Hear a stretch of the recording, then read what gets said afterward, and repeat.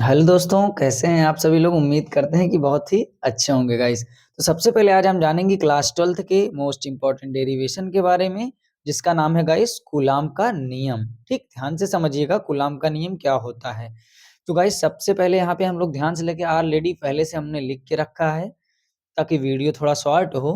देखिए, कूलाम के नियमानुसार कोई भी नियम पूछता है गाइस तो आपको एक पॉइंट लिखना है, इस नियमानुसार या जो जिसका नियम हो वो लिखना है। ठीक, दो स्थिर बिंदु आवेशों के बीच लगने वाला आकर्षण अथवा प्रतिकर्षण बल आवेशों के गुणनफल के अनुक्रमानुपाती होता है तथा उनके बीच की दूरी के वर्ग के व्युत्क्रमानुपाती होता है। तो ऐसा ये इसका वो पॉइंट हो गया गाइस, यहाँ पे समझिएगा। देखिए मेरे पास दो आवेश है गाइस, फर्स्ट जो आवेश है वो है Q1, सेकंड वाला आवेश जो है गाइस वो है Q2, पहला और दूसरा। ठीक, अब समझिएगा, और इसके बीच की एक दूरी है गाइस, बीच की दूरी जो है गाइस वो है R। ठीक, R इसके बीच की दूरी हो गई। तो इसमें कह रहा है जो बल है गाइस, बल को हम F से डिनोट किया जाता है यहाँ पे। तो यहाँ पे क्या हो जाएगा, ये होता है अनुक्रमानुपाती।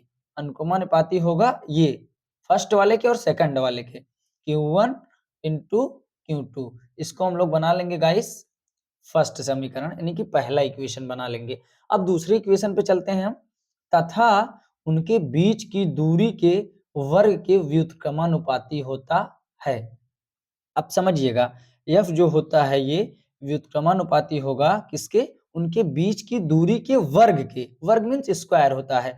तो दूरी हमारे पास क्या है, R है, व्युत्क्रमानुपाती अपान में लिखेंगे आर स्क्वायर, क्योंकि यहाँ पे वर्ग बोला है, ध्यान समझिएगा ये टॉपिक को।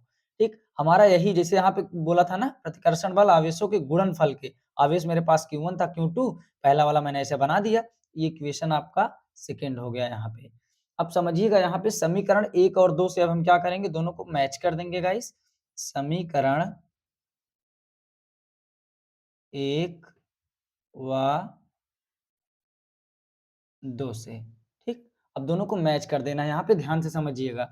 तो मेरे पास जैसे F जो हो गया, ठीक, अब यहाँ पे हम क्या लिखेंगे, यहाँ पे समझिएगा, डायरेक्टली प्रोपोर्शनल हो जाएगा मेरे पास Q1 इंटू Q2 अपान में क्या हो जाएगा, R स्क्वायर हो जाएगा।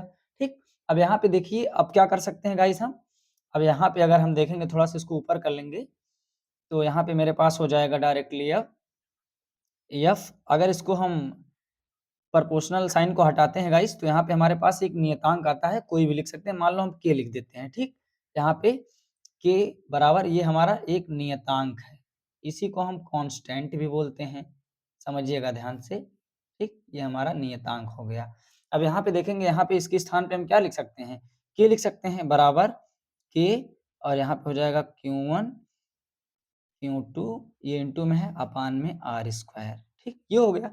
अब k को हटाएंगे यहाँ पे, तो इसका मान क्या होता है पहले समझिएगा, k बराबर हम लिख सकते हैं 1 अपान 4 पाई एप्सिलॉन नॉट होता है, ये k की मतलब k का मान होता है। ठीक, समझिए के बराबर हम यहाँ पे लिख सकते हैं।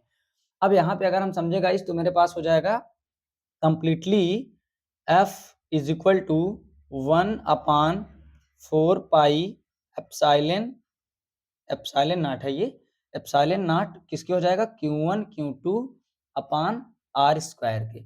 ये हमारा फाइनली यही लाना था हमको। ठीक, ये होता है कूलाम्स लॉ। अब समझिएगा यहाँ पे, जैसे 1 अपान 4 पाई की जो वैल्यू होती है उसको हम यहाँ लिख दे रहे हैं गाइस, क्या होता है वो, इसकी वैल्यू होती है 9 इंटू 10 की पावर 9 न्यूटन मीटर स्क्वायर या कूलाम स्क्वायर होता है, ऐसे लिख सकते हैं यहाँ पे।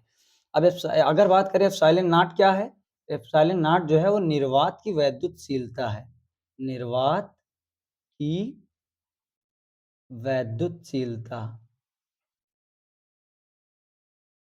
वैद्युतशीलता है गाइस। ठीक, अब समझिएगा, अगर हम बात करें यहाँ पे ये पूरा कंप्लीटली हो गया है यहाँ पे, तो इसको आप ऐसे कर सकते हैं गाइस, और बेहतरीन तरीके से एग्जाम में बढ़िया से लिख सकते हैं।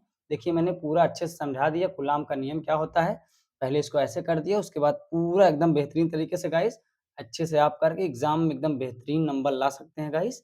जैसा कि आपको समझ में आया होगा गाइस कूलाम का नियम क्या होता है, coulombs law. Thank you so much.